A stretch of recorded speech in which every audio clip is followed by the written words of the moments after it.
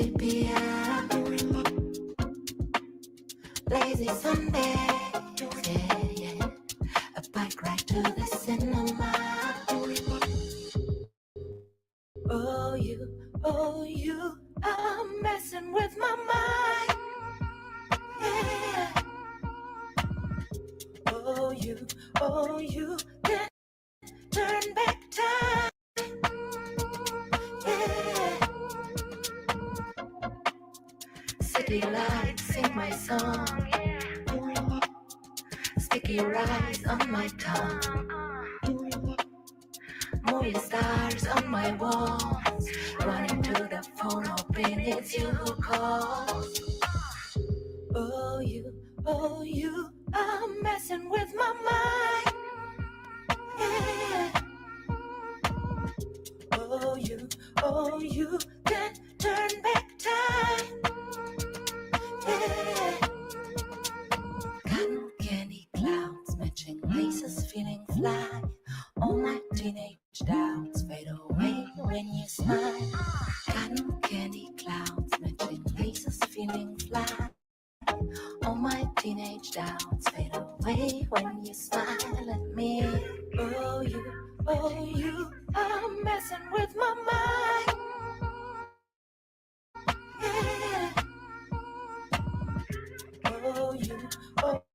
Oh, you can turn back time,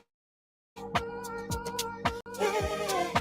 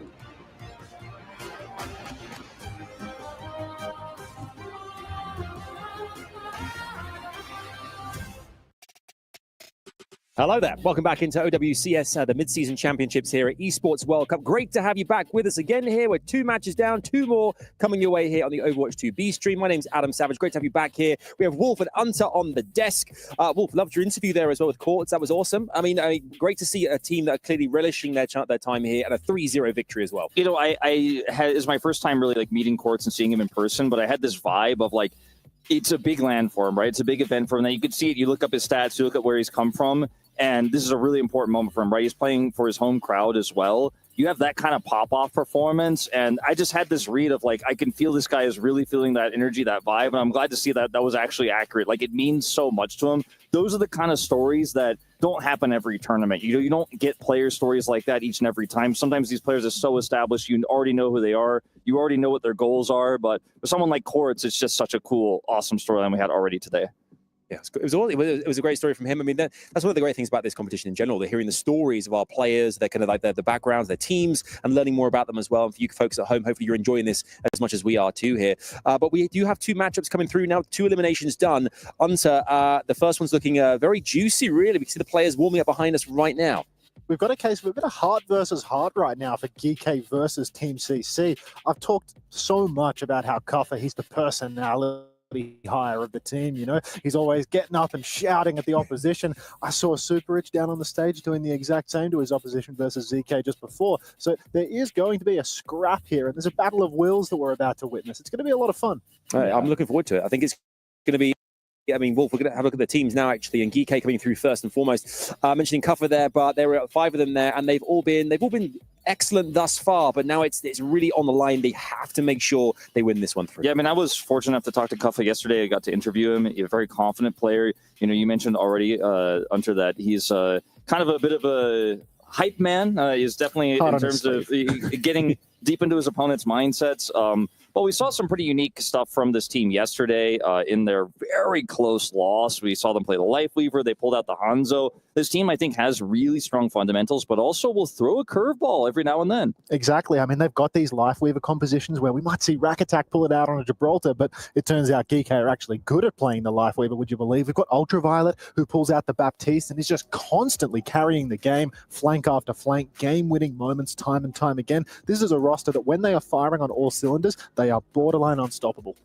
How do you think they would have evaluated their own performance in the competition thus far as well? How do you think they'll be feeling genuinely about how they've performed, how they could they have done much better? Where do you think they're at right now? I think taking a loss like that to OWCS is one of our big favorites. You know, we've kind of had them at the top of the tier list up with the Korean teams all turning long. The fact that they were almost able to do it and they had that momentum means that I think even though ultimately the loss must have felt somewhat crushing, you can't walk out of that series feeling bad. I really think you can't. Well, so Ultraviolet on Twitter just last night saying that we can win this tournament post-loss. It wasn't a, we played terribly, we'll do better next time. We're going to win it all. That is the mindset that they're coming in with. They know if they can go that close with Alcad, if they can give away a map there, Gibraltar was sold. If they can do that, they know they can go the distance in this tournament. That's right. I mean, their opponents as well here, Team CC, let's take a look at their roster as well here, popping up on your screens. And again, we saw them perform earlier on today here on the Overwatch 2B stream, and we see Pineapple on the screen there, was a dominant force as well, Wolf. Yeah, I mean,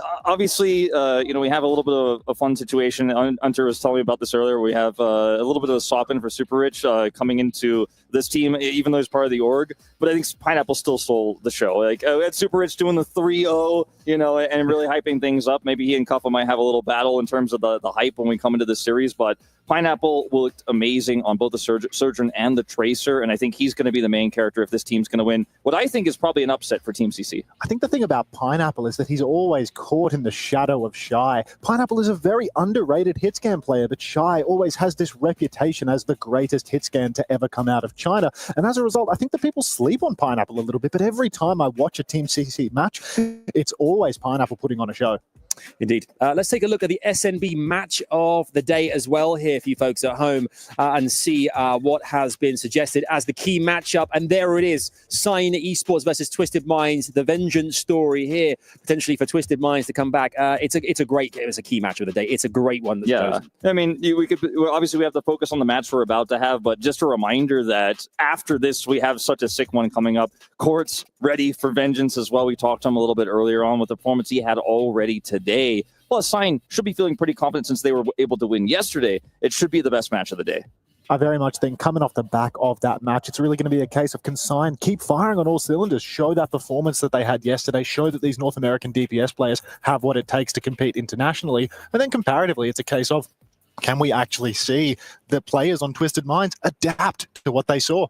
Yeah, indeed. You can see the players here are kind of adapting right now as they get ready, get themselves the mouse sensitivity, get feeling out what's going to come their way in terms of their opponents. And we can see that map 1 is Liang Tao, been there many times over the course of the Overwatch 2B stream here at EWC. And we're going back once again, Wolf. And I mean, Control, obviously a pivotal point here. Getting a 1-0 lead in any capacity is a huge advantage. But who has where does the pendulum swing towards? Which team do you think? Well, I mean, I think in terms of how these two teams play, Control is one of those map types that I think could kind of favor CC. Really like the Wrecking Ball ban coming through here for GK, considering Gaga is starting. We saw already the impact he can make on a hero like this on Busan earlier today. So a pretty wise choice. The Cassidy ban is going to come out here in return, which allows Pineapple to actually play a lot more freely around the hit scan battle up against GK. So I think this is going to be a pretty good measuring stick, temperature gauge, so to speak, about whether CC can make that upset happen today. Because I think if it's going to happen, it needs to start here. I think some of the strongest performances for Team CC, we saw it on Control in their previous series today. It was Gaga on that Wrecking Ball. It does hurt to see that taken away from him here on Control now, because GK, they're a very formidable team on Control. They play the Baptiste, they play very aggressively, and without a Wrecking Ball to capitalize on that could be a little bit difficult for Team CC. It certainly could, as we see here on the rooftops of Liang Tower, overlooking this glorious city here, and by some spacesuits as well, getting ready for our assembles of our heroes to happen in front of us right now. Who will be the winner of the first matchup? It's going to be a huge one, I'm sure, and both teams eager to make a mark on the map as far as this best of 5 goes. So, fellas, over to you. Let's dive straight on in. Looking like we're going to see Ramatra here on both sides at this point of Lijiang Tower. It's incredibly powerful. We can see Sojourn still get value, of course, but see if Kaneki is going to stick with this Symmetra pick or if he's going to swap off after the initial teleport, because I think this is absolutely a composition where you can still run that Symmetra and get a ton of value. Keep your eyes on Cuffer here, because in the North American scene, he has been nicknamed Iron Mike Tyson, and it is looking like an opportunity for a punch-out here as Cuffer taking a Ramatra mirror versus Gaga. Gaga, a more traditional main tank player, famous for his Winston, for his ball. Let's get right into the action, because Cuffer, he's already so deep in the white room, swinging for the fences, forward to back. The moment Venture springs out of the ground, but it's a slow neutral on the objective here. All right, so in terms of the objective, Control right now going to GK here, although Kuffa playing a little bit aggressively here. Won't get punished for it just yet. Gets that shield back here, and it's still a relatively even trade. It's about who's going to go down first, and Kaneki and Pineapple will both fall as really nice control of the neutral there from Kuffa around that corner, playing aggressively but backed up by his supports, and that's going to be the cap and a massive lead here for GK.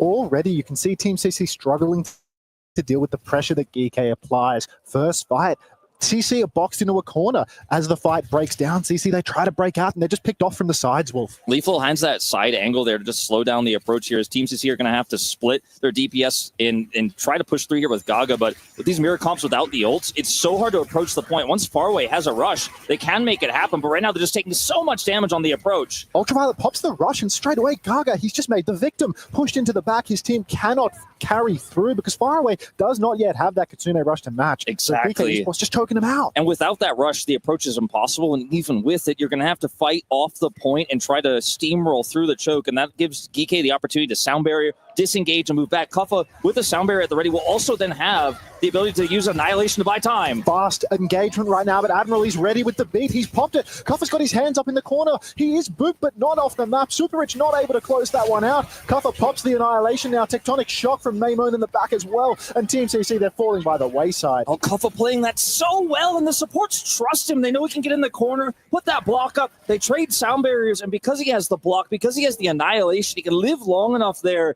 to win out the trade, and that is likely the round-winning team fight here for GK. Sure, there's still one more fight left here in Team CC where they have the ults, and there's the push. They're trying to take the fight off the point. Overclock outside from Lethal. He's looking for kills, but he is the victim of his own overclock. Kaneki finds a crucial trade, but still a player advantage for GK. Team CC, somebody has to peel over to the objective at the same time, but Kaneki's turning water to wine as he pops the Tectonic Shock, finds 2. All right, that's a very ult-efficient push, all things considered here for CC. They are going to still, of course, look for, have to get the cap before this is going to be worth it here, but it's still a contest here on the side of EK. So low, GK Esports. They need to stabilize, but Maimon has fallen. Cover's taking damage, but Ultraviolet, he's going to throw in the rush. He doesn't want to let this one go. Gaga's got the Annihilation in the back pocket. He will throw that out. Pineapple with the overclock. He will take down Ultraviolet, and that should be the end for GK. Now, a lot of people might be surprised by Ultraviolet using the Kitsune rush there because it was probably never going to be a winnable fight, but they get 2 ults in return, and because they have 99-0 here, I think that's a trade up. GK can actually just reapproach here, knowing their sound barrier is relatively close. All they have to do is win one single fight, so 1 ult for 2 is a big win for GK. Such an advantage now for GK in the ult economy as things start to break down. As the round goes longer, there will be an advantage, a deep push right now, and Kaneki is going to fall victim to it. Maimon with the Venture, he's going to find this opening kill. Okay, if they can get the pick on the Lucio too, they'll have a sound barrier advantage here. It's not ready yet for Super Rich. They're going to have to kite back. Here's pressure, though, far away. He feels that pressure. He pops a Kitsune rush, but it's too late. Gaga's fallen. The flip has gone through. Team CC, they're down. 3 versus 5. Beats exchanged, but CC, they have to touch the point. They have to take the fight. They're crashing out into the white room looking for kills. Somebody needs to keep touching the point. It will be Kaneki underneath. He jumps up onto the high ground, a moment to breathe. Just trying to buy some time here, but Lethal has full line of sight, pushing Super Rich away there. And now there's just no way for Pineapple to actually get in and contest that line of sight. There's the overclock, looking for the cherry on top. Clock from Lethal, and he is starting to clean house. Super Rich, Kaneki both fall. No trades in response. Cuffer with the Annihilation. Buying space, and that's just going to be an easy one for GK. Yeah, they had such a huge ult economy advantage early on, and when you end up getting 99-0 and you could force your enemy to use their ultimates in contest, because there's no choice for CC in those moments. They can't just go, well, I'd rather save my ults, because if you end up messing up that fight when the Kitsune rush comes out, if they outskill you in that skill check, sure, they're unlikely to win the fight, but if they do, you just lose the round. So you feel compelled to actually match those ultimates. Getting 2 there for just the Kitsune rush means that CC are just out of luck. But I think the real big turning point in this one was Kuffa surviving for so long with that Annihilation on that first fight, because that's the toughest one when you don't have a huge ult bank yet. GK hold on there, make all the right decisions there to win them out as they're 99-0. This is Kuffa's signature style. The rope Adobe sits in the corner, he blocks, everybody turns to shoot him, and then eventually they're exhausted, they're picked apart from behind. He's so good at juggling the aggro. Really is, as we do have another neutral fight here. Kaneki moving over to the Tracer. There's going to be matched by Venture on the other side. Pick on the Ultraviolet, though, is a problem here for GK at the start.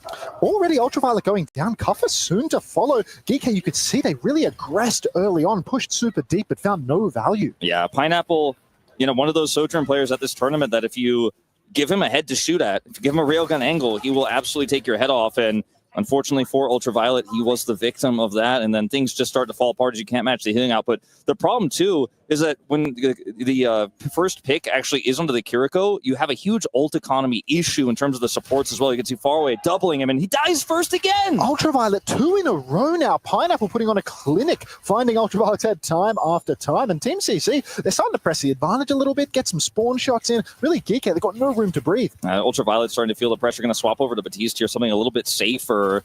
And that can empower Kuffa quite a bit here as he's getting closer to that Annihilation. There's a ton of healing output in this pick. Has to drop the lamp early, though. Look at this push from Team CC. Maymon's over to the point, but Team CC, they're pushing inside at the same timing. Ultraviolet's up to his 3rd death for the round. Does CC just keep it pushing? GK Esports, they will secure the flip, though, so it's not a hollow victory for CC, but it cost them something. Yeah, they did lose a little bit of percentage here. It's going to cost them some time. But in terms of the ults used there, it's really just far away going for the counter rush there. And because the Kiriko was swapped off for Ultraviolet, it's not really a huge loss. They still hold on to the Annihilation.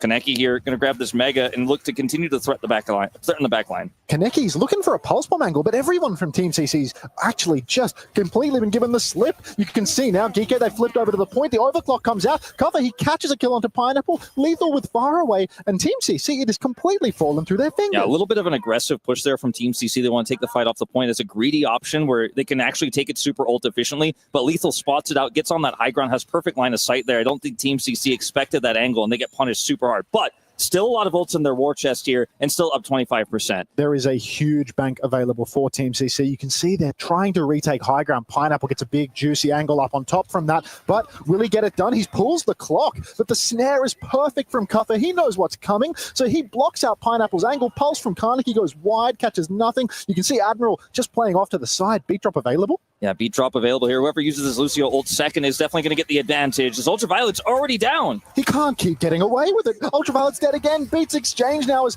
Super Rich and Admiral both going for the fences. Gaga has the Annihilation to keep himself alive if need be. Cuffer with another form timing here on the objective. Lethal will take down Karnaki. It's an even fight right now. Ultraviolet will be back soon, and we've seen what he can do with a window. The control here is so good for the side of Geeky there with Lethal on that angle, but unfortunately they just don't have a backbone in this composition to continue to fight. Ultraviolet's going to try to change it with a window, but I think this may have been a mistake. It's an even trade right now, and Cuffer, Karnaki, they're trading back and forth, but Gaga, he gets the better of it. Cuffer's now on the point, but he has no healing remaining. Faraway just needs to stay alive, and Gaga, Faraway together, they should be able to clean this one up. Cuffer is stuck all alone on the objective. Mamo not quite in the position. He sees how low Gaga is there, and he wants to go in. Even with his recall, though, he knows it's just not the wise choice. I can defend Ultraviolet's choice there because that was such a round-defining fight. If they were able to turn it, it would have been so huge for them, but instead, ult's used for CC, but they're still behind significantly here, and they have to regroup. Lethal, close to that overclock. That may be what gets Geeky back into this. We need our eyes on Lethal right now. He is looking for the angle to carry the game with this overclock. Team CC, they're stuffed into a corner on the objective. It's quite hard to find an angle. Pineapple, he's stuck on the side, and here comes the clock on the coast. Lethal, he's going for gold, but he's coming up with not even a silver from the looks of things as he just keeps swinging wide. Pineapple, he respects it. He swings once, but Cuffer, he's finding the kills. That was such a nice angle. Even though he didn't have great line of sight, he was able to corral everyone into Cuffer there, who gets a ton of support. And, you know, we talk a lot about hit scam players and their aim, but sometimes positioning can actually be even more important. He knows Team CC backed off the point. It's hard to get line of sight. He still knows exactly the angle he needs to take the threatened Pineapple there and then allow Cuffer to go in for the cleanup. Cuffer now has nearly that ultimate online. They're going to have a sound barrier relatively soon as well. This could be the fight that decides this round here and potentially the map. A little bit of a beat advantage for Super Rich at this moment. If they can go fast, if Team CC can just press this advantage, there could be an opportunity to close it out. You can see Geeky, they're playing very slow, very conservatively, hiding on the back of the point. Lethal?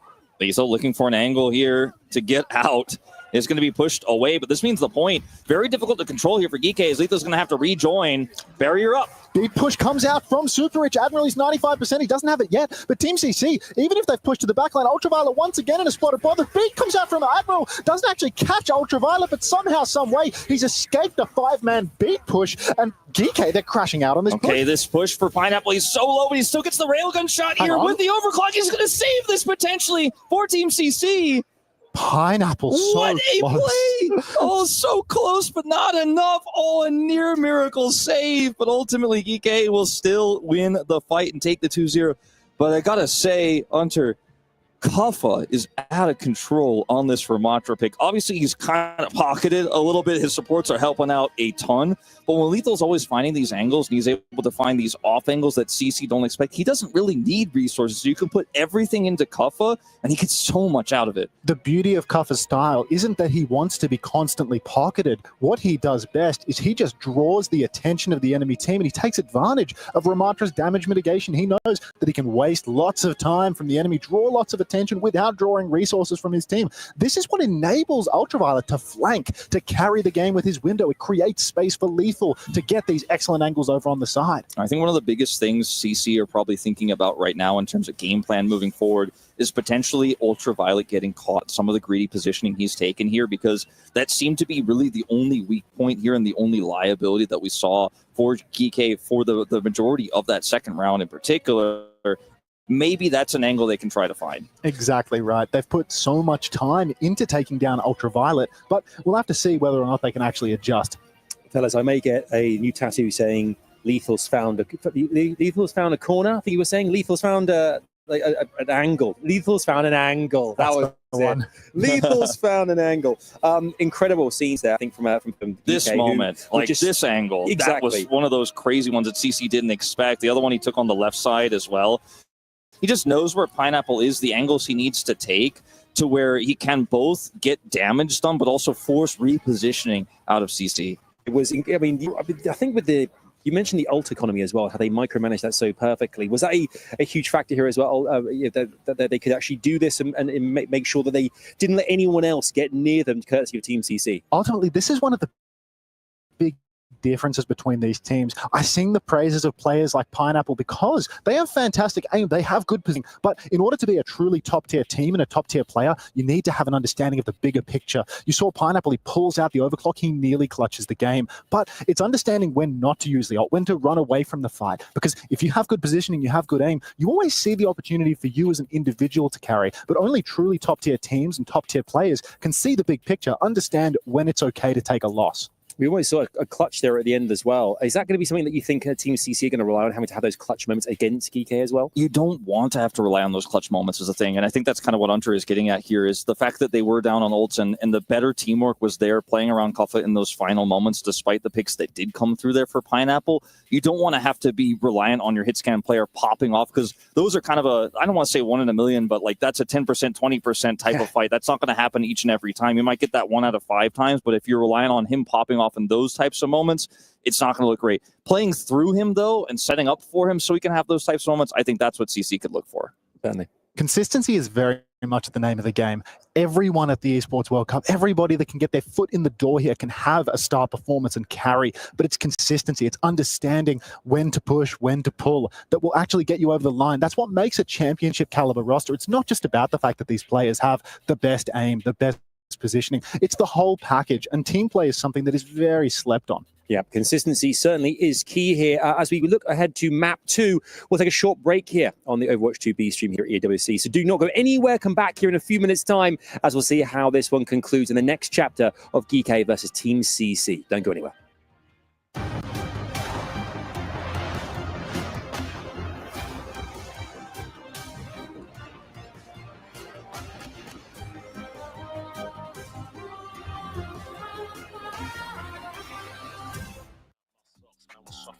Blocks, phone and vibrate. I don't need to talk to Frank, I did it my way. Never slipping, never tripping, never violate. We don't gas around here, we on a higher rate. We don't do no talking round here. We don't play no games round here. We ain't never slipping round here.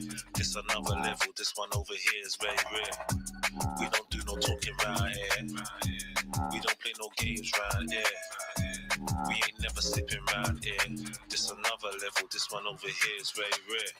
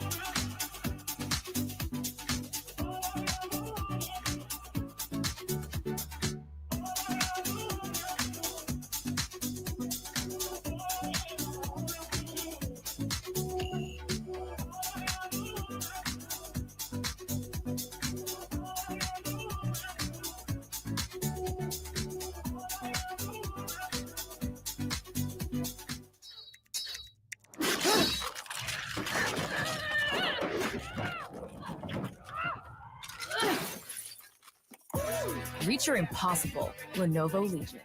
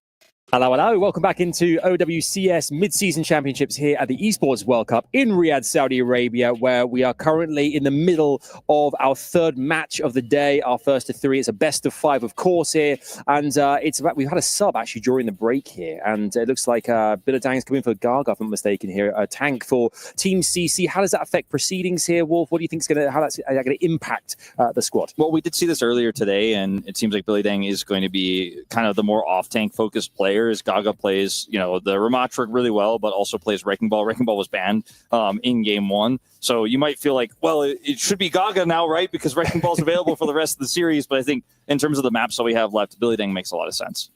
Yeah, I mean, ultimately, Gaga, he gets subbed in so that he can take the opportunity to play the ball. Unfortunately, DK, their coaching staff, they are on top of it, so they're going to shut Gaga out of any opportunity to play his best. Now we get Billadang to sub back in. He's on the Ramatra more often than not. He's a very off-tank heavy player, famous for his Zarya in China, heralded as the best Zarya in the Chinese region as well. Everybody's the best. There's always got to be a best player here and there, but I mean it. The pundits, they tell me these things. Let's have a look at the maps as well here and see what is coming our way here. So it looks like we're back to Gibraltar again here. Good old Jibby. Good old Jibby. That's been my nickname for the map forever. Okay, I love it. I'm going to adopt it. Obviously, we're going back to Gibraltar here. We've seen it previously on today. How does this favour Team CC, their pick, of course, here? Unta, what's your take on this? I think this is quite interesting because I do think it means that Team CC, maybe they're going to target ban out a tank, maybe they're going to play the Diva. Billadang being an off-tank player after all, often on a map like this, exactly, there it is. The Hazard ban looks to have come out. So Billadang, he's probably going to be playing the Diva and just sticking to his off-tank strengths. Meanwhile, we're probably going to see Kuffer over on the Winston. We saw it yesterday, these Bap Weaver compositions. So no surprises, Pat. Yeah, I mean, the Ana is required to run Winston compositions at the most optimal way, so you can empower the Winston with Nano Boost, give it additional survivability, because with a Nano Boost, you get a second health bar, basically. Then you have the Primal Rage for a third. So makes sense that CC would ban that with their reads. So good reads on both sides here.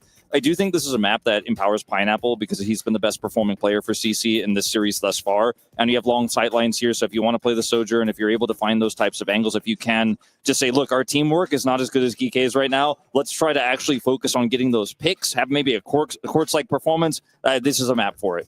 One thing's for sure, GK will be eager to make sure that they cement that 2-0 going into map 3 in a short while's time here.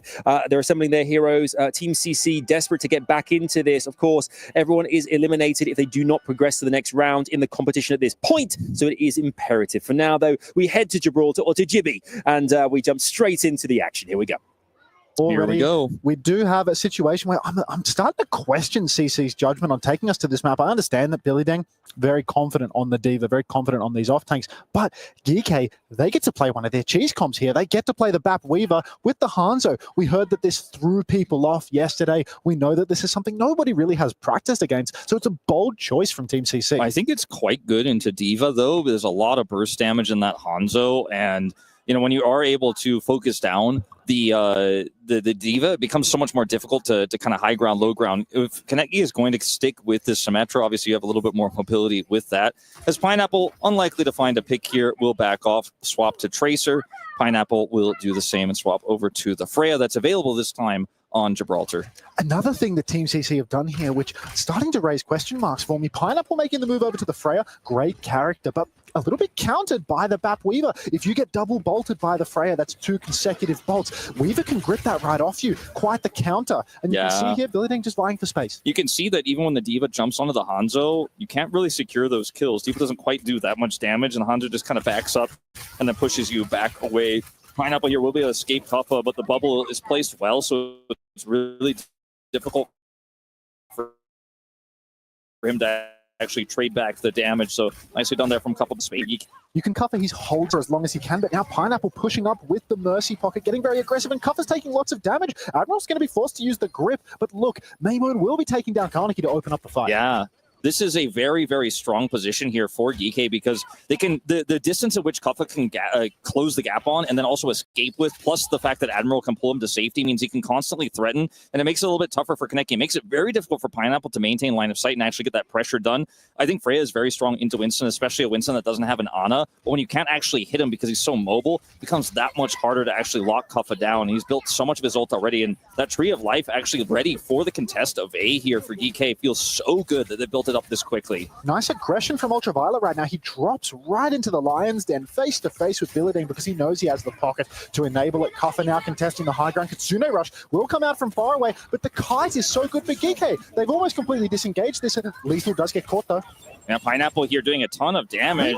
Well, that's a big double there for Waymon, and that actually is going to change things. Tree of Life as well here for GK. And just so much sustainability here. Kuffa does not need to use his Primal Rage here, and they're even going to get an additional kill into Faraway on the exit. Close call there for GK to be sure, but they stabilize incredibly well. Game-winning Pulse Bomb coming out from Maimon, preventing any Mercy reses, any shift in tempo. And GK, it's all good news for them now. Kuffa's got that Primal Rage. Primal Rage is so easy to pop versus Team CC's comp, where there's nothing to really ham him up, nothing to slow him down. And when you pair the Primal Rage with the fact that Lethal also has the Dragon Strike, there's just so much zone control here. And so Team CC, they definitely have the ult advantage, but it's going to be difficult to utilize those ults, especially if Billydang's going to lose his armor right at the outset. Team CC need to be careful because they have an edge, but it's not sharp enough to just guarantee the win here. And Kuffa's not going to wait. Super Rich has already been forced to use the Valkyrie Kuffa. He's popping the Primal Rage, and he's throwing Pineapple into the mix. Pineapple, he's forced to bowl a shot, but he'll fall regardless. And there's Kuffa up from the top rope, finding kill after kill. What a disaster here for Team CC. They had so many great tools, but with the early Valkyrie and then the death there, coming over on the Super Rich, sure, he's going to swap here, swaps to Brig for a second, then goes over to Lucio. It's just a disaster. Like they lost all of their big ult advantages. Billydang no longer has the remake, and they didn't have to use the Dragon Strike. Like GK still stood up here on the high ground. They still have that poke control, and I think this Diva once again is just failing here at the MSC. I mean, this is a pick that has found some success, but it's been very niche, and it is just not working here for CC right now. You can see aggression from Team CC. Billydang, Super Rich, not willing to let it go, continually shifting forward, trying to find an angle to engage, but ultimately, it's just so difficult for them. GK's hold is rock solid right now. Yeah, and again, look at how much pressure Lethal has and how safe he is. He's really had very little pressure on him. He died like one time, almost died a few times, was able to kite back as Billydang once again looks for that pressure and gets punished, and Kaneki now down recall. It's just being delivered to Maimon right now. Chases down Karnaki, delivers a pulse to Pineapple, but he will roll that one off. Kitsune Rush on the low ground, but low ground is a difficult position to engage from. Maimon will be caught out on the flank by Karnaki the first time he's gotten the better of him. One player advantage for Team C. Tree of Life in the back right now. Ultraviolet trying to play live, staying in that tree. Admiral to fall as well, though, so GK Esports spotted bother here. Now, Kuffa, though, has all that sustain from the Tree of Life. He needs to get that primarily 6% away. If he can get that, he can buy so much space here. Touch. That's going to be it. That's going to be the cap. They've invested the Dragon Strike as well. I think we might see a swap here from Lethal moving on to the second point to try to be able to contest that high ground. We'll see if he does, in fact, do that. Dragon Strike here, otherwise really low value, as you were alluding to. If Kuffa can get that Primal off during the Tree of Life, I think this fight looks a little bit different, but unfortunately just wasn't quite able to do it. That was a razor-thin margin that CC had to actually push through, and they were successful. Lethal, however, is going to stick with this, is going to continue to try to break this Diva from high ground as Pineapple's moved over to the Cassidy. Kuffa aggressing right now on the low ground. He is going to force a response from Billydang. Not going to invest the Primal Rage just yet, though. He's waiting for Maimon to get in position, but he looks to be marked. Kuffa now jumps up onto the high ground. He's on Pineapple's case. Primal Rage comes out with the high noon and the beat drop in response. Kuffa, get out of there! Yeah, that's not the Primal he was looking for. He's instantly hindered there by the mag grenade from Pineapple, gets slowed and isolated, and he's just burst down. Bit of a haphazard engage there from Kuffa. looking for that backline, does get some ultimates in return, and is actually going to swap over to the Doomfist here. And I think that's just in part for the contest here on B, and they're just barely going to get the touch. Maymone's down, but Ultraviolet finds a critical trade. 4 versus 4 situation right now. Kuffer, he's trying to clutch it out on the Doomfist, but he's got no block. Far away, he's going to throw in that Kitsune Rush on the cart, and now it's just going to be a formality as we push the cart through to third. Yeah. Never ask this team about their second point. No, I know this. History is repeating itself again here for GK. I'm going to swap back over to the Winston as he just used the Doomfist, like I was saying, to get over there and potentially look for that clutch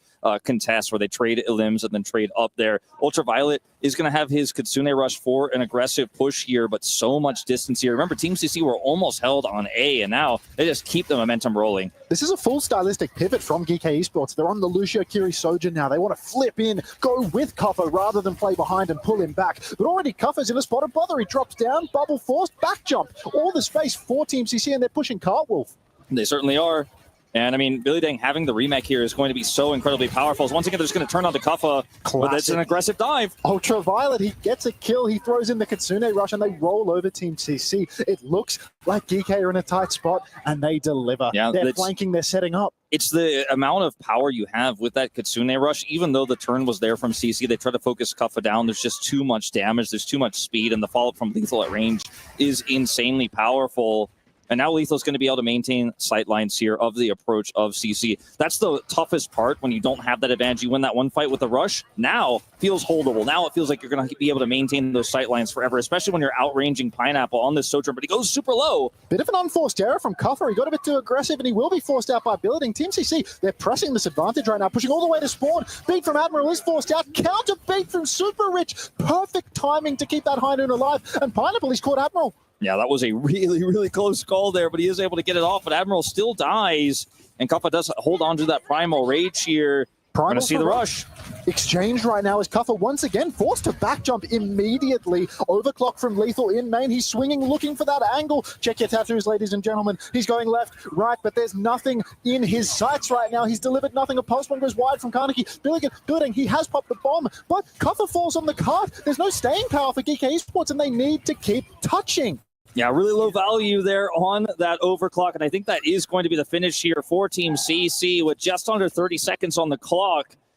And man, it's got to be frustrating, like you mentioned already, with history repeating itself a little bit there on that second point here for GK, but also they ended up having that really cool fight where they went for the Kitsune Rush, right? They got sightlines back for Lethal, and at that point, you could just play through the corner and sit back and defend, and it seems like there might have been somewhat of a communication issue between how the team wanted to play around Lethal there, and Kuffa's kind of haphazard engage he went for, because him dying there lost them that corner control, lost them everything they earned off that last Kitsune Rush push, and then the momentum was back there in CC's hands. They got to push through the corner, they start spawn camping, and unfortunately, when we saw the overclock come out for Lethal, it wasn't the way he wanted to use it. You know, Kuffa has his Primal Rage, but he's sitting in spawn with it, trying to get the region. I mean, that's how desperate the situation really was. Things become so difficult for the side of GK when they're on that Baptiste Weaver. There's so much pocket for Kuffa. He can afford to get very aggressive, block sides, use his bubble very early on, and then be gripped back to safety, receive heaps of pocket. But as soon as GK made the move over to the Lucio and the Kiri, it was a completely different story. The only time we saw a good engagement was with that Kitsune Rush.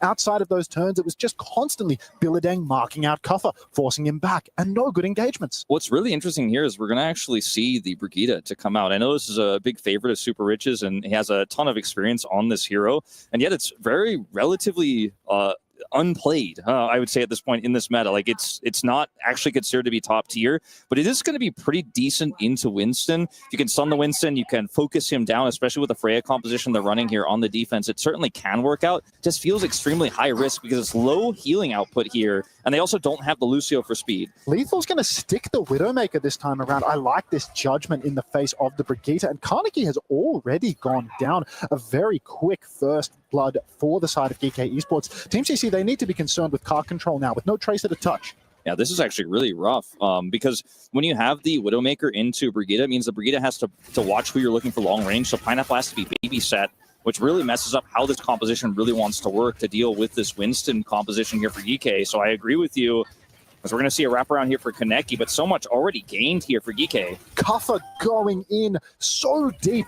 Really slim margin of error there. You can see his health bar is still within 10% of the bottom as he goes all the way in on the server room and he tries to win the fight before Carnegie can get back. He knows to 4v5. And I think, honestly, Hunter, that like one of the cool things about this Widowmaker composition that's hard to see on screen when you're watching at home is how much space it buys. Oftentimes when you think about a hype Widowmaker play, you think about triple kill, right? A bunch of headshots, you have those sight lines, you're killing the enemy Widow in a 1v1. But Lethal actually allowed a lot of these plays to happen because he pushes back the enemy hit scan. Waymon and Kuffa are able to then follow up and get that backline access. And Lethal did a lot of heavy lifting off screen there. And now, again, look at how much he can corral the enemy team and control space. So dangerous for Lethal. Once again, a slim margin of error, but he has survived it. Carnegie takes down the Lucio, and Maimon is soon to follow as well. So Team CC, their aggressive push has been very successful. Yeah, really nice defensive setup here. This seems to be the worst possible place for Kike so far in this tournament on Gibraltar.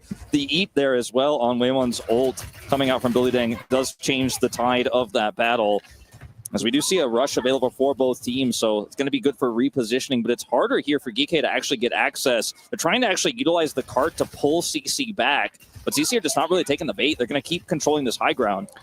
If they keep controlling the high ground, but they don't deal with the card, it could be a problem for them. Here comes the Primal Rage and the Rush. Same timing from GK Esports. Kuffa, he's swinging for the fences. He's enforced by a beat, but he still hasn't found a kill. A Primal, a beat, all of the pocket in the world, and still he falls. Now, Pineapple here getting a ton of value. The Deadeye itself, not the kills, but they have just broken up GK completely, and Kuffa, Primalless, not going to be able to survive there. Pineapple, so much damage here. Now, you know, you're looking at the ability to wrap around and continue to control that high ground. A time bank that was massive here has now been significantly worn down. These are huge trades coming through from GK. Kuffa's going to be back soon. Bomb has been forced. Super Rich is forced to beat now, crushing the ult economy of Team CC. You can see Lethal is still on the run, but the kills will go the way of Team CC. Yeah, the problem is the high ground is so powerful. When you go for these types of scrappy fights, it looks really good for GK on the outset, because you're like, oh man, they're actually starting to get some of these trades in their favor, but they don't really have spawn advantage here, and because they don't maintain high ground, eventually, unless Team CC really mess it up, you will lose that momentum. So that was a close attempt there from GK, but it doesn't work out, and it costs them precious time. Another minute burned off the clock here now, and they're no closer to controlling that high ground. They're having a real hard time getting up onto that high ground. They try and play for the cart, and Billeding is forcing out Kuffa time and time again. They're edging a few more meters onto the cart right now, but still no fight. Yeah, the low ground push can be effective if you can actually maintain it, but it's so hard into the high ground. That's why high ground's so powerful here, but they are just trying to pull them down. Billeding goes low. Lethal with the overclock, though. He will find the opening pick onto Faraway. Carnegie's going to fall over at the same timing, and now it's crucial that Team CC start touching the cart. That was a really nice angle there for Lethal, as well as Billeding going low. Knowing that Billeding can't pressure him anymore, that's when he decides to drop down that overclock, and he does so much damage. Pineapple, of course, outranged by him here. And finally, GK Esports are able to win the fight, not by high ground, but by just really nice decision-making there. Lethal getting the overclock. They win the fight, and they are able to take the point. Really nice from Lethal there, getting the angle, and you've got to praise Kuffa and Maimon, pushing the cart quite a distance in the middle of the fight. Now you can see Carnegie scrapping it out with Maimon, but again, he's caught out. Oh man, that's not going to be what CC wants, because that makes it so much more difficult to continue to control these line of sights when you already are at a range disadvantage here into Lethal, and so many big ultimates are available for GK. But the timing they have, if they win this fight, they might have a huge advantage going into overtime. Rush from Ultraviolet, matched by a high noon from Pineapple. This time around, Kuffa will secure the back jump. He's escaped. Faraway Kitsune rushed in the mix as well, but GK, they want to keep pushing. You can see the beat available. You can see Pineapple, sliver of HP, Primal Rage comes out. First man to fall is Pineapple, and more to come as Kuffa is camping the spawn door. Super Rich on the run at the edge of the map. Taken out there, ultimately couldn't quite get the wall right back. The remake here is a success, but for how long? He's just going to get picked off here as well. And it looks like Kuffa going to help clean up house, and this time bank is massive. Billy Dan gets the eat on the pulse bomb that was held for so long, but I just don't think it is going to matter. Yeah, it's really just staggers onto the point right now. Super Rich with a solo beat to contest the card. But here are the final cleanup kills, and Team CC let it really slip on the third. That pick on the Kaneki was the first domino that really started to push things down, because he died. They got line of sight control. Pineapple still stays on that Cassidy. I think you have Deadeye, but you should probably be willing to swap in these situations, because you're just never going to be able to match Lethal, especially once you've lost corner control like that. You're just kind of a sitting duck. And then Kuffa's got Primal. You're all corralled into that corner, and Kuffa's like, this is the best case scenario. You even saw the pulse bomb hold there for Waymon. He's like, this could be a triple pulse, but actually I don't need it because my Winston is killing all of them. He ultimately gets eaten there by Billy Dang later on. But you could just see GK had so many win cons in that last fight. Like, they didn't even need to use everything they had to end up with a 2 minutes and 23-second advantage here in overtime. Yeah, I mean, even when Maimon has the eye of the Kaiser, when he's staring he's like, I've got this angle. Yeah, I see the stack. I know he's going to blink pulse, surely, but no, Cuff is good for it. He'll just juggle you all. It's moments like that where you could see just really good judgment from a Tracer player. When you see blood in the water and you still have that restraint, it's a really respectable moment. Yeah, and ultimately, I think these Tracer picks are so crucial. We saw it for GK. They lost Maimon and they started to get snowballed. Karniki gets picked first. You lose the ability to block the card when you lose your Tracer. You get corralled back, but at no point does the card stop moving. This is a really desperate attempt here for Team CC. Pineapple shows the Hanzo to start here, and it is going to be the Brig out from Admiral as well, just like we saw just moments before. They need to snowball this, and it needs to be a win that gets them an ult advantage that they can then carry into A. Otherwise, it's likely doomed with the time bank here that GK has. I cannot overstate the advantages they have right now as Team CC look desperate. Really looking for a carry opportunity from Ultraviolet here. He's on the Kiriko now. He can keep on flanking, and Admiral, Super Rich is going to fall to lethal early on in the piece. Look at Ultraviolet, just an aggressive angle, going to be pocketed out by Admiral at some point. You can see Admiral's actually bashing over to shield him. Yeah, once you end up getting that first pick, it was a lot easier to actually play aggressively as Ultraviolet is here. He's built up so much ult charge already. Faraway has a lead because he's doing so much more healing as the cart is actually rolling here for free. Oh, Kaffa takes so much damage. Ultraviolet gets in the mix to try and pocket him, but it's just GK completely falling apart. So little time remains. Only 8 seconds. It's going to be the overtime wick burning up now. Yeah, this is going to be the overtime wick here. So all it's required here for GK to stop this is a single team fight, but they don't have big ults here. And right now, they're going to put Kaneki on this cart because he can re-engage and join his team super quickly as they push this through. Denying lethal line of sight is the main name of the game, as you can see here, pushing him back, but he's got that Brig support. Massive shot coming out from Lethal early on. He gets Pineapple dangerously low. He headshots Karniki as well, but none of these rails are charged enough. Faraway now has the Kitsune rush, and GK, they've got nothing to respond. They're trying to kite for as long as they possibly can, but Billadeng is now stuffing the doors. Maimon falls. Nobody left to touch the card. So many ults about to come online for GK, though. The Primal Rage just around the corner. Will Cuffer be able to pull it? It's a push like this that can get you the momentum you need as the bomb is going to come out here for the remake. No! Sound barrier and double Deadeye with a triple. Pineapple with 3. He takes down Admiral, Cuffer, Ultraviolet, and crucially, every ult was spent. Yeah, exactly. It was an expensive defense of the cart there for CC, but because GK traded so much because they want to stop this momentum, it's actually so good for CC here as we're going to see Super Rich swap back over to the Lucio here. Now, Lethal does have that big overclock, but he does not have high ground, and this has been a big issue for him on this second point. We'll see if he can regain it. Fast top take, but Cuffer first to fall, and immediate death. Lethal, he snaps back. There it is. Faraway and Pineapple. Still, we need to clean up this fight now, GK. Pulse Bomb comes out, doesn't get anything from Maimon. Billadeng will lose his suit, and it is looking like GK will hold on second, but a pulse from Karniki doesn't want to let it go.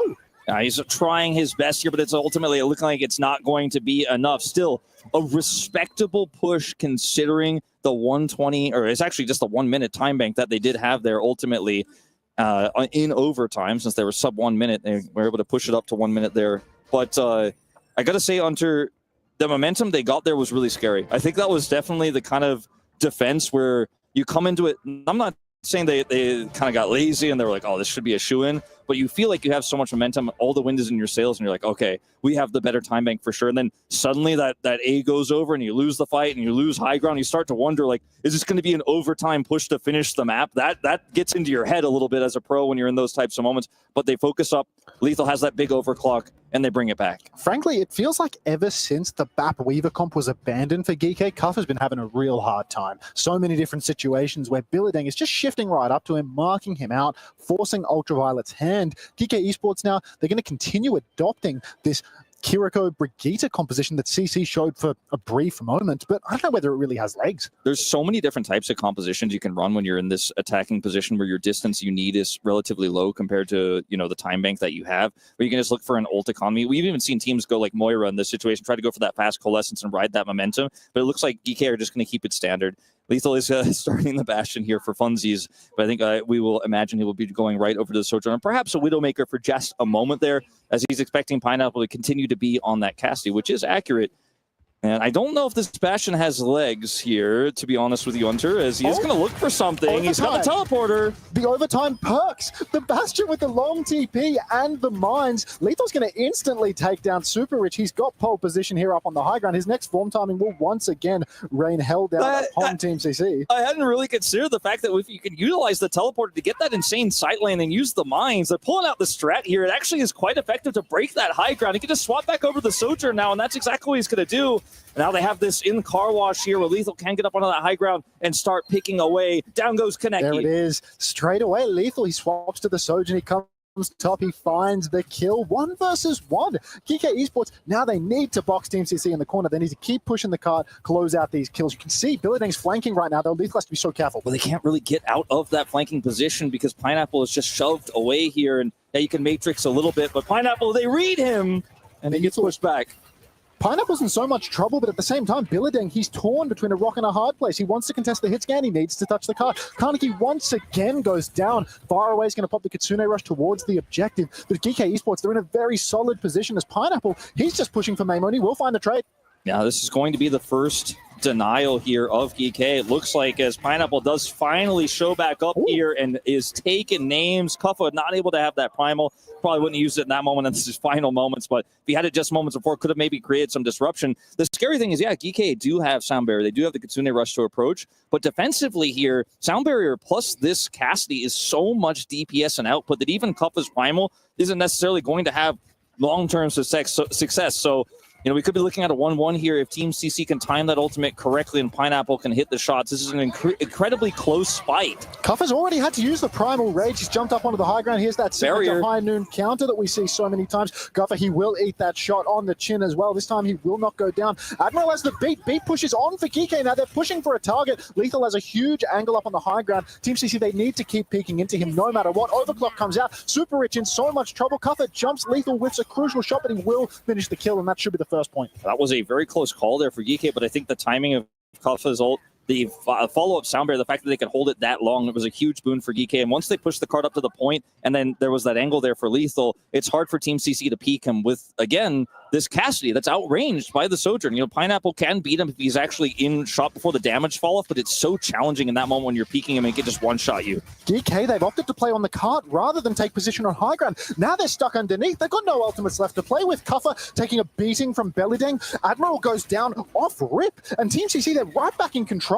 Yeah, I think GK need to get out of here and regroup as soon as possible. We realistically only have one fight left in this, but maybe with that pick there, that could really help them momentum-wise. They're going to have to regroup as fast as possible. Utilize that speed boost to get back in here. They're not going to have a Kitsune Rush, and maybe they could win this before Faraway has his, but it's a really tight window. Faraway being traded, that's so huge. No Kitsune Rush right this second. GK Esports a closer respawn, but Faraway will be here very, very soon. GK Esports, they need to touch the cart non-stop. Maimon, he's not going to be able to go top anymore. You can see him blinking. He's trying to go for the flank, because that's the only angle they really have here. They've got to get into the back line to get this corner taken away. He's the one who's on cart right now. A pulse angle would be huge, but they do not have high ground. No high ground control far away. He will pop that Kitsune Rush. GK, they're still trying to play slow. Ultraviolet's 95%. Maimon's being chased. Admiral pushed as well. But Kaneki, the first victim of the fight, as Kuffa finds a crucial kill. Heinon on the high ground, but the Kitsune Rush, the Primal Rage, they're coming out for GK to 4v4. Admiral goes down, 76% to the beat. Kuffa, he's swinging for the fences, but he's connecting on nothing. He finds one. Maimon with a second onto Pineapple. Faraway's incredibly low. It's so winnable for GK here as Lethal, big open angle in main. Faraway falls. It's only Billadang remaining on the cart, 1 versus 2. Kaneki coming back around the corner. Yeah, Ultraviolet has this Moira Rush. Oh no! C9 with the ult coming out there from Billadang. The self-destruct is enough of a zone, and they step off the cart. Don't want to die to a D.Va self-destruct, but you've got to stay on the cart if you're going to win the map. And with that long of an overtime wick burning, it just instantly will go down. As yeah, if you were curious, we will give you guys a picture-in-picture that, in fact, that was a CC win there.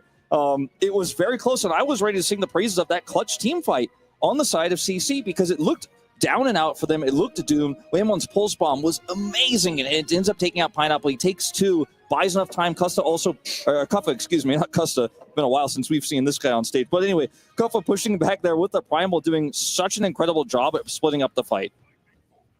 Look at, did you see Lethal there? His expression, the kind of the fire in his eyes as well. Incredible to see. It came down to just inches away. That self-destruct being the big factor there, which puts Team CC back in contention at 1-1. Wolf, this is incredible. I mean, we see 1-1 here. We thought it was going GK's way. This is what I love about this particular kind of this series. It's just back and forth the entire time. It certainly is. And, you know, self-destruct is a tool that is used primarily in professional play as a remech tool, so that when you end up getting demech, you can use a self-destruct and then call your mech back, and then you have a second life bar, basically. But in situations like this, in the rare case that you can use it as a zoning tool, it's incredibly powerful, especially in overtime. And unfortunately for the side of GK here, they just simply didn't have an answer.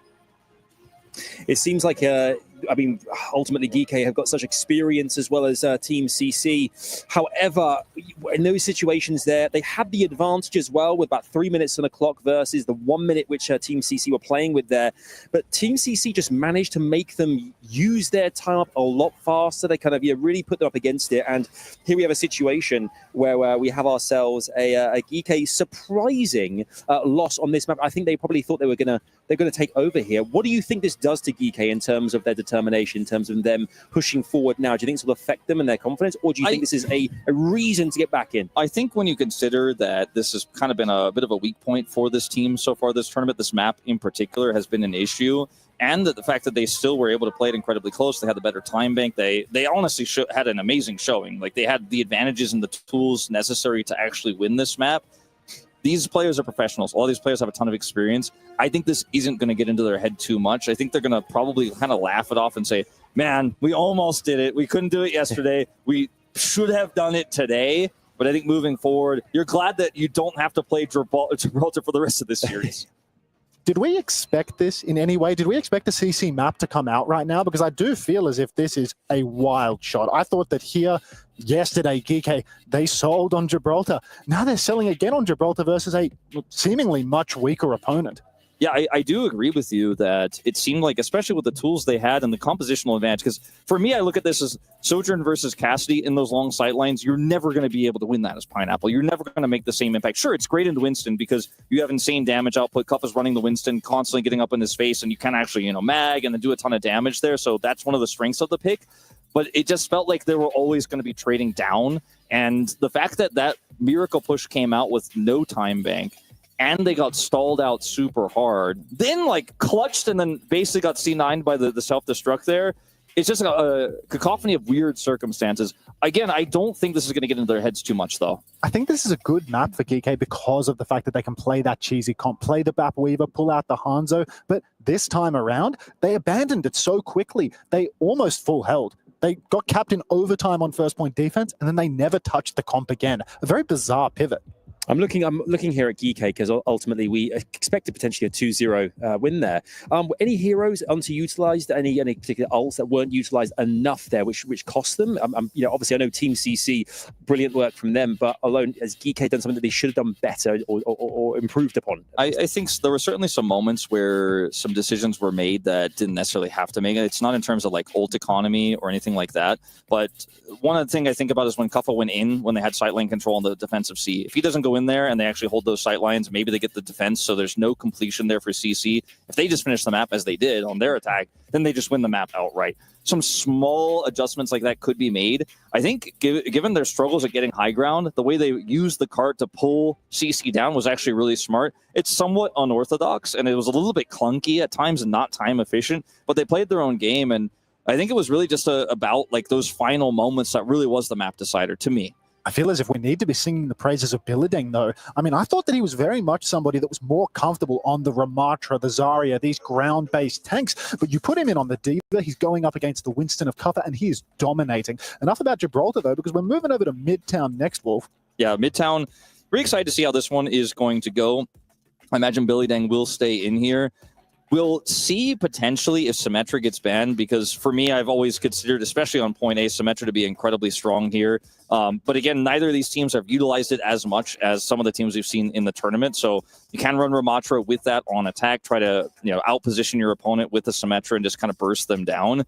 And maybe Pineapple, I think here on Midtown should consider, maybe, yeah, you could defend with Cassidy on A, but I think we're going to have to see a little bit more of the hero pool here. Well, I mean, we're seeing the hero bans now, and there's going to be a diva ban coming out from the side of GK. GK, they suffered due to Billading's diva. They're going to take that out of the game right away. A May ban in response from the side of Team CC. I'm not too sure about the May ban, really. We did see a bit of May come out yesterday on Midtown, but the problem when you're versus GK is that they have a very, very deep treasure chest of heroes that they can play here. Maymon, incredibly flexible. He can play the Venture, he can play the May, he can play any hero in the flex pool. We don't know the timing of these bans, which one came first, but I suppose CC could have used this as somewhat of a DPS protect ban so they don't lose the Cassidy, something like that. I guess that could be the mindset with this ban, but it does feel a little bit unusual here, especially because this isn't a map I really associate with May being very strong, even though it can empower some of the Ramatra comps and stuff like that. I think CC, if I had to guess, would be the team that would utilize this pick more. Yeah, I just think ultimately Maymon, he has so much choice. He can play Tracer, he can play Sim. He's got all the options in the world, and the fact that Diva has been taken up, but Bap Weaver is still available for the side of GK. Wouldn't be surprised if they play that again. Midtown first point, they are classic at playing this one, but they can also just run the Lucio Kiri because none of their signature heroes have really been banned out. I don't have a crystal ball myself here, Wolf, but I do have this weird feeling that the momentum that CC have created from that last map could get them into a 2-1 kind of lead, potentially. Am I being crazy here? I definitely don't think you're being crazy, and I think it certainly helps. I think it certainly helps, Adam, that they are able to take that upset win. I think realistically, most people coming into the series give GK a huge, they're the huge favorites, right? Most people consider that. I think for CC, you're hoping that you can take a map and get that momentum, but you're also probably realistic in your expectations on a map like Gibraltar. You have the ability to crush GK as we saw happen yesterday, but everything kind of goes according to plan. The Diva pick works out. You see the Diva respect ban in that third game, and you're probably feeling like, okay, this is doable. This is winnable. Is it going to be winnable for them? You can see here on the screen, we are diving into the action. We join the Pigeons once more outside the fire truck there as Team CC try and capitalize on the last round win here as the Pigeons, I guess, nibble on the hot dog there. You can see GK are probably ready and raring to go, trying to get back after that surprising loss in the last round. Here we are, it's 1-1 in this best of 5 here. Let's jump back into the action and see how this one will turn out next. Over to you, Wolf and Unter. Let's do it. Already, we've got Ultraviolet on that signature character. He's on that Baptiste where he can carry the game. It's going to be defense first for Team CC. So GK, they get to look at Team CC's comp, walk out of spawn, scout it, and then make any adjustment that they feel is necessary. And really, I feel like with the current ban state, GK can play multiple comps where they're very comfortable. Hazard, great for Cuffer, but so is the Ram. Iron Mike is happy to come out again. Yeah, I think it's great when you see Billadang's on that to match that, especially if you think you're the stronger Ramatra, which right now I would definitely give that edge to Cuffer. I'm going to go for a bit of a scout here off the Riff as the open doors come through. Pineapple has moved over to that Sojourn, which I'm happy to see because I was a little bit concerned he was going to continue to run that Cassia, even though I think it's viable on A defense long-term. Probably not going to win out against Lethal with long sightlines here. GK just going to run a Tracer and the Sojourn to start things off with Ultraviolet, having that additional protection here for Cuffa as they look for the push. Essentially a mirror here with Ultraviolet on the BAP and far away on the Kiri. Cuffa, very early form timing, but he's forced so much health out of Billading. He's forced to block in a corner. Cuffa just keeps on taking that space, though. Billading looking for a trade. Can he find anything? Not quite able to just yet. Takes a ton of damage as Cuffa will also get lamped here and get his shield back. And Lethal is like, well, Billading doesn't have his tools anymore to get out of here and just takes him out. Such an aggressive pop from Lethal. Just runs through the shield and takes down the tank. And Lethal, you can see style point sliding through the air, keeping the shots going on the backline. But Pineapple Snare will force him off the corner. Maymon's getting into a spot of bother as well. Look at him get away! GK, they're so low, but they're all escaping. Lethal gets low twice and just is able to slide his way out there. And it looks like the Cap is just going to complete his Kaneki. The only one who could go over here for a last-minute touch. Actually going to threaten Lethal here instead as Billading's back on the point with this Orisa. But he's not going to last long. Yeah, straight away, Billading, he had to use the spin and the fortify just to get onto the point. So GK 5 versus 4, nobody left to touch as Billading and Kaneki both go down. Window available. All right, well, moving into this next fight, I think that when you consider the fact that, like, I'm a little bit frustrated with how CC went for that contest there because Kaneki's alive, right? And he can try to threaten Lethal, but I don't think you really have win cons or actually legs to stand on in that contest, even though you have Billading back on the Orisa. That armor is so incredibly powerful. You gave over so much space and now this high ground here to CC, and they can actually contest the opening where you actually spill out here to look for the fight and build so much distance. Triple man on the cart here. So much is gained with this massive time bank already, and CC I think probably kicking themselves for that defense attempt. GK Esports right now, they've got so much time to work with, but Kaneki's getting aggressive. Pulse around the corner. Kitsune Rush in main, but this should be an easy kite for GK. They can just backstep this one. Window swing back out from Ultraviolet. But again, not a lot of targets other than Kaneki, who's going to catch one in the back of the head. And Kuffa here about to have his ult, but without the Tracer, this is just such a free push. They're even just going to be able to come up here and challenge the tank neutral into Billy Dang. As Pineapple here has to be the one to save the day, and he gets Admiral, and that's no sound barrier here for GK. No sound barrier opportunity. Pineapple with 2. Beat comes out from Super Rich in response to Lethal's overclock. You've got to be happy with that if you're Lethal. You don't even need to fill the kill feed to win the fight, because now Super Rich has used such a crucial ultimate. Yeah, that was actually pretty massive. And CC, it looked really rough for them on the initial outset of this defense post-A, but they are actually able to recover, regroup. Pineapple shows he does have the hands on this Sojourn when given the opportunity. Lethal's actually going to swap over to the Cassie to help win the tank war here for Kuffa. Kuffa already on the Ramatra, just stepping forward, but Maimoni's taken down Kaneki and Pineapple, both DPS claimed by Maimon here. So GK Esports, it's going to be an easy retake as they just step in and take it. I mean, Maimon wants more here. He's actually looking for Far Away, who doesn't actually have his teleport cooldown, it doesn't look like, so he's just going to go down. It's a big staggered death here, and that's going to help them get through this underpass a little bit in the Midtown Tunnel.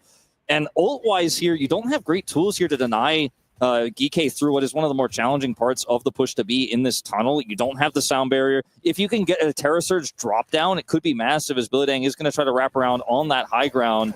Lethal's down. Already a pick onto Lethal. Great start for Team CC. Maybe they won't even need to invest their ultimates. Billy Dang's already used the Fortify, though. Needs to be careful that he doesn't get forced anymore. Kuffa's swinging in the back, but nobody goes down. 2 go down, actually. Kuffa and Maimon both find kills. But Billy and Kaneki, they've both taken down the supports of GK. Yeah, a bit of a back cap, too, at the same time. This cart actually pushed up so far. Kuffa's on the cart. He has the form. No touch for Team CC. Yeah, they just do not have the touch, and that's just straight up.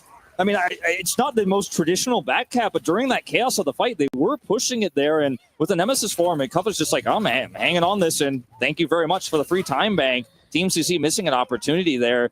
And when Faraway had his rush as well, but they just weren't able to get grouped as, man, Maimon is running away with this attack right now, just constantly threatening the backline. Pineapple, his next target, as he shifts over to Billy Dang. Cart just continually being stolen away, really becoming a problem for Team CC. Now we've got double support ultimate for GK, so they're going to be able to push so aggressively. You can see Maimon just up on the high ground, juicing damage from behind.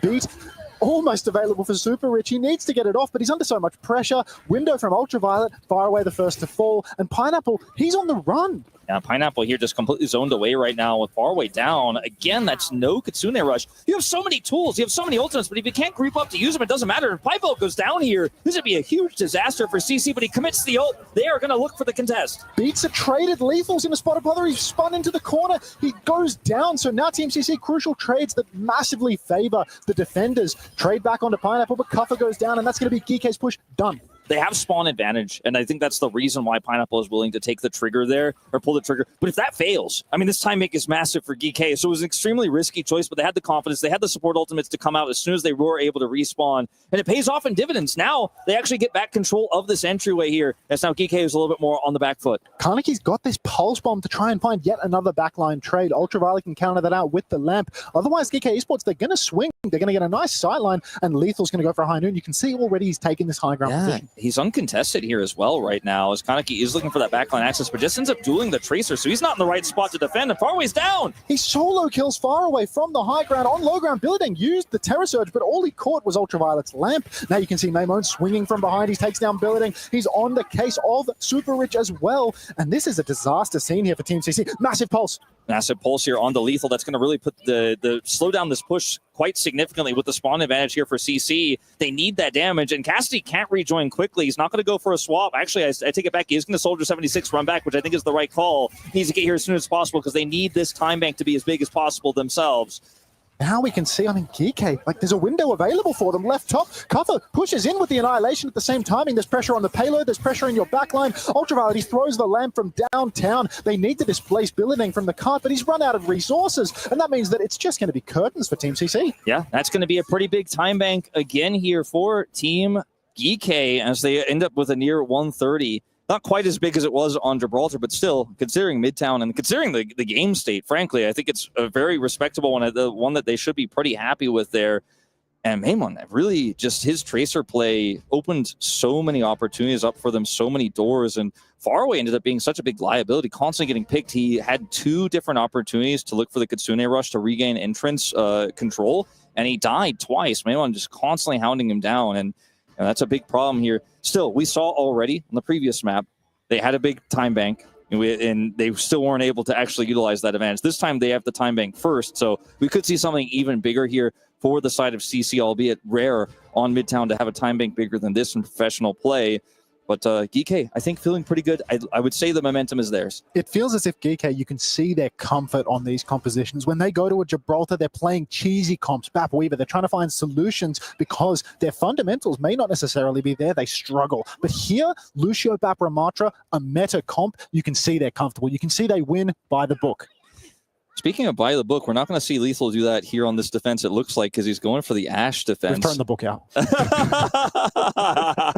But it's actually quite strong into this type of composition, and I feel like it's really good into Kaneki's playstyle with how he's playing this Tracer. If you end up dynamiting him and he's burning down, and you could burst him, and then give Maimon the opportunity to chase him post-recall, for example, there's a lot of ways things can go wrong here for Team CC. There's that Ramatra mirror as well. Pineapple, for a moment, I thought he was going to consider actually holding the Hanzo and looking to burst Kuffa down that way, but I think it's just too risky. It's too greedy. He's going to go back to some more comfort here on this Cassidy. Similar idea, as Kuffa is already under pressure. You can see Kuffa holding on the corner, taking damage, but he does get that second form timing later than Billadeng, which means Billadeng will be under pressure eventually. Nice angle for Lethal as well. He's blocking the entire side. Big dynamite, but Kuffa's gone down. Yeah, Kuffa just was getting worked in the neutral that entire time, and unfortunately, without really Lethal able to appeal the same way he did on that Sojourn, he's just going to go down. Okay, still turning it back. Maimon's found trades on the supports. Team CC with no healers remaining. It's going to be so difficult for them to cap this out. Yeah, now attackers do have spawn advantage, but Maimon's going to steal the Mega away, and GK is still holding on to this defense. They get Kaneki down. And honestly, I think they've done it. I think they will be able to hold and deny this first tick here. It's still very close. Just a continual scrap here. Yeah. Mega Rumor, Lamp from downtown from far away. Now, everybody from Team CC is stuffed in the corner. Kuffa's coming in, getting some big cleave. It's Ultraviolet stuck outside, but Maimon is caught out. Billadeng stepping forward onto the point now. A high noon swing at the same time. Ultraviolet has to escape. Kuffa's on the run, and it's fallen apart for GK. That was really close there, and it looked like GK actually were going to be able to get the hold ultimately. But unfortunately for them, it was a really nice play there from Pineapple. The Nemesis form for Billadeng actually takes out the Tracer, and that's going to be the cap to come through.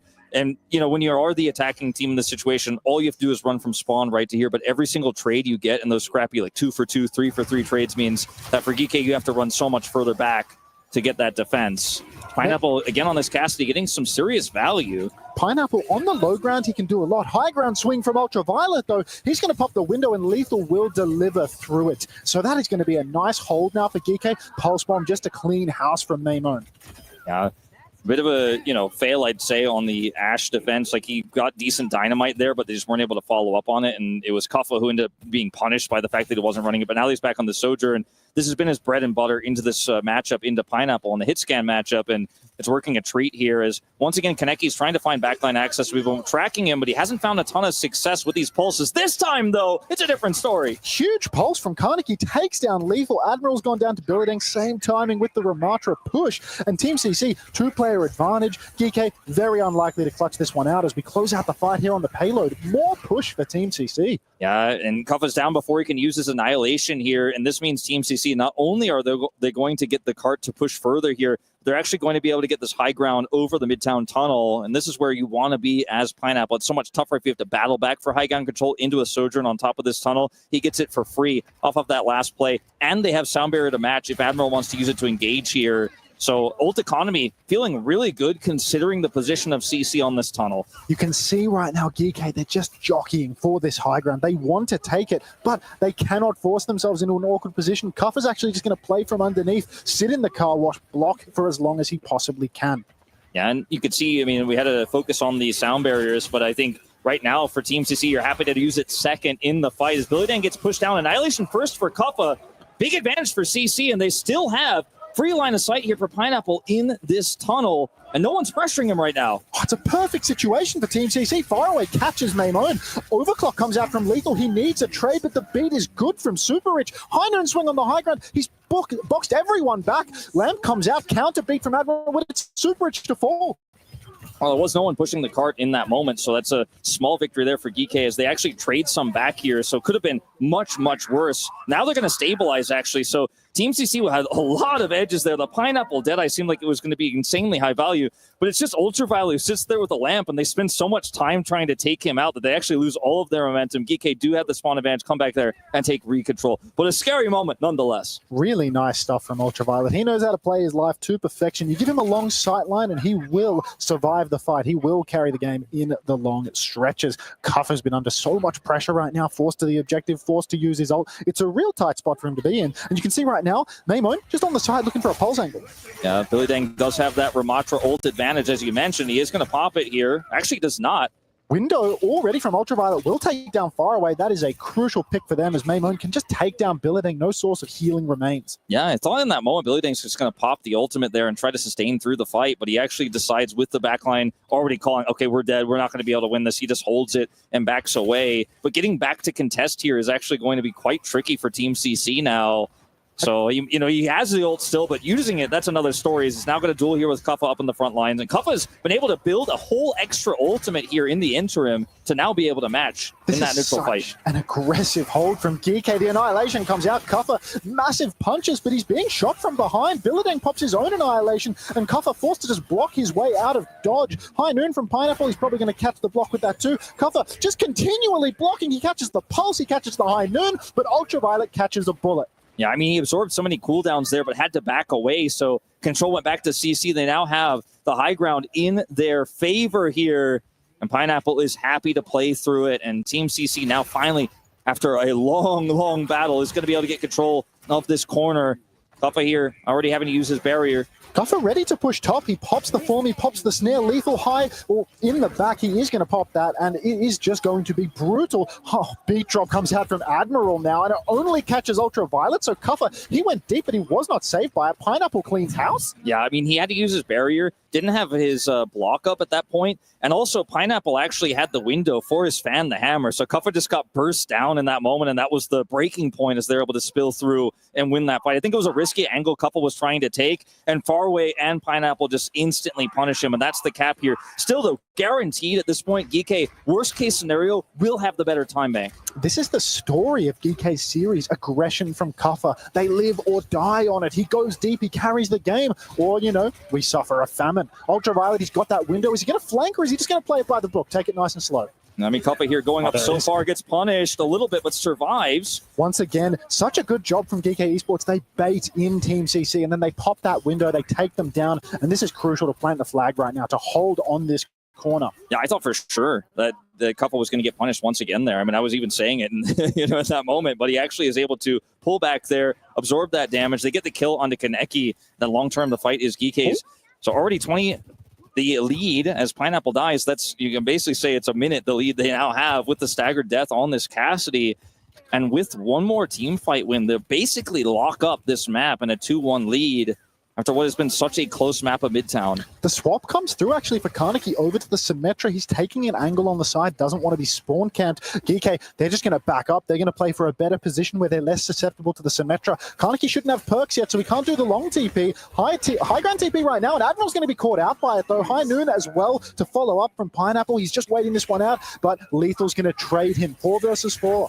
Yeah, he tries to go for the Deadeye there, just channels it, but it's not enough damage for the Lethal. And speaking of Lethal, he gets the kill in return. Gets the kill here onto the Lucio, and Kuffa is going to annihilate the rest of CC. And I think this is the beginning of the end. Now, there is a sound barrier at the ready here, but getting a touch just doesn't seem realistic for the side of Team CC. Geeke desperate to block the touch right now. Pineapple trying. Overclock. They will secure the touch. Pineapple good for it. And ults are really online for Team CC right now. There's so much just around the corner. There's already beaten an Annihilation. So Geeke, real spot of bother, really relying on Admiral to get a well-timed beat here. Yeah, it's going to be so huge. If Wayman could actually kill the enemy Lucio, deny that sound barrier, Super Rich is so critical in this attack here for CC. Already, Annihilation comes out from Bilidang. He's pushing deep. Kuffa on the run. Double support ultimate is available for Geeke. You can see they've actually cheated that ult. They've kited it out. Now the ults come back. Beats exchanged. Window on the cart, which means that everybody can punch through it. But Kuffa, the first victim of the fight. Maimon looking for a pulse bomb angle, but he can't connect.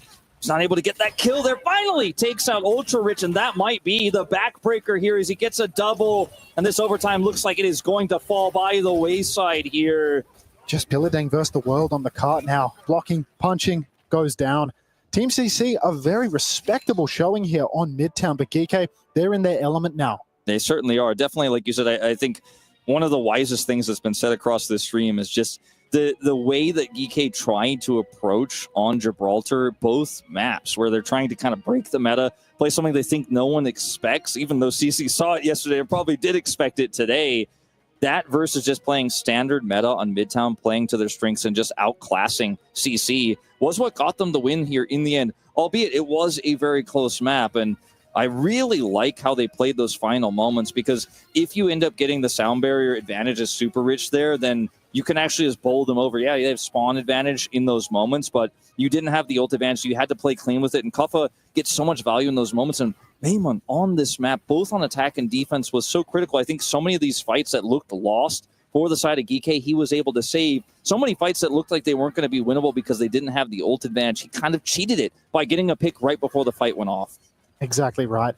Now, I mean, we've got to look forward in the series. We've got to think what remains for Team CC. They have burned their best option, taking it to Escort, allowing dive to be forced. And then, wisely, GK have gone and taken us to Midtown, which removes the opportunity to go to a dive hybrid. There's no good dive maps left in the pool. They're certainly right there, fellas. And Team CC, they're, desperately clinging on to see if they can get something out of their third map there. And sadly, they can't do it because GK just find a way. They find a way. They find a way. GK finds a way.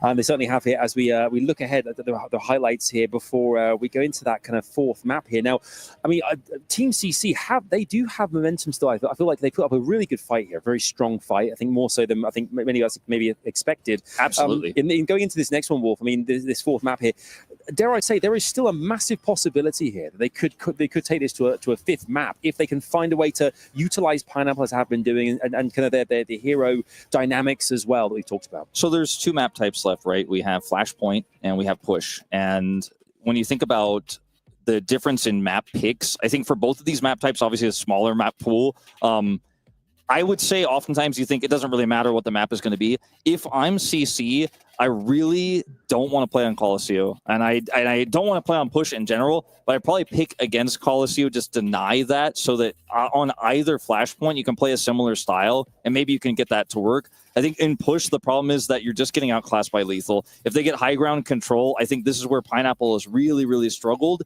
and we've seen already that even without high ground control, GK can kind of cheat the game. They've been able to find a lot of success on low ground. The positioning of Kuffa allows them to kind of play differently than you would normally expect with a Sojourn comp. Even with the Ramatra, even might be playing something else when we move to Push, right, to be fair.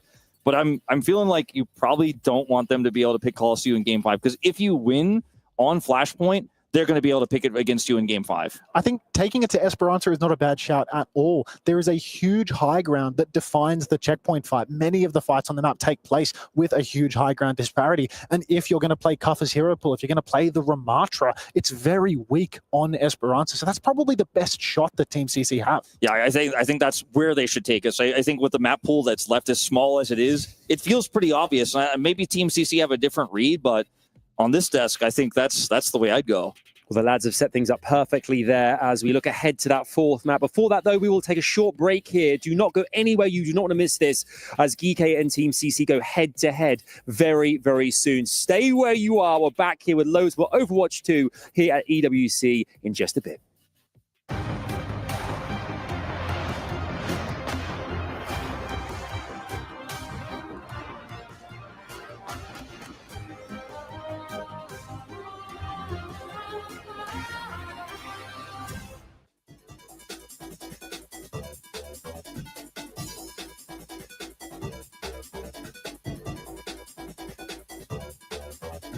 Everybody know we gon' do it like this, do it like this, do it like this. Everybody know we gon' do it like this, do it like this. Straight from the underground. Everybody know we gon' do it like this, do it like this, do it like this. Everybody know we gon' do it like this. Straight from the underground.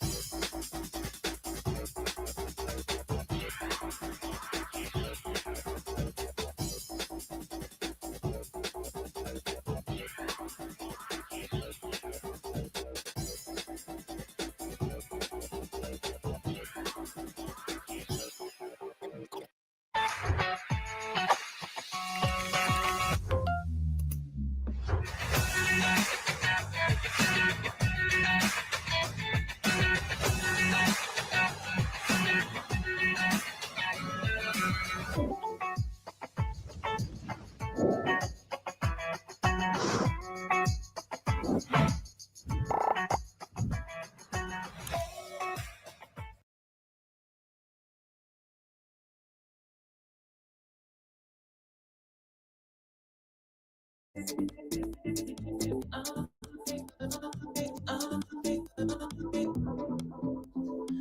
been looking for something that will give me peace of mind. Keep me insecure, pretend that it's going on. Cause I'm high, cause I'm lazy, going crazy.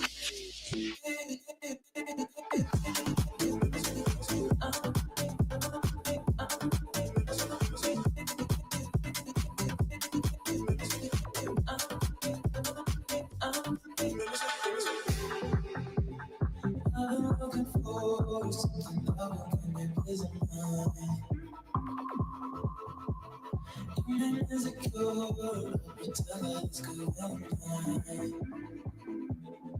Cause I'm high, cause I'm lazy, going crazy.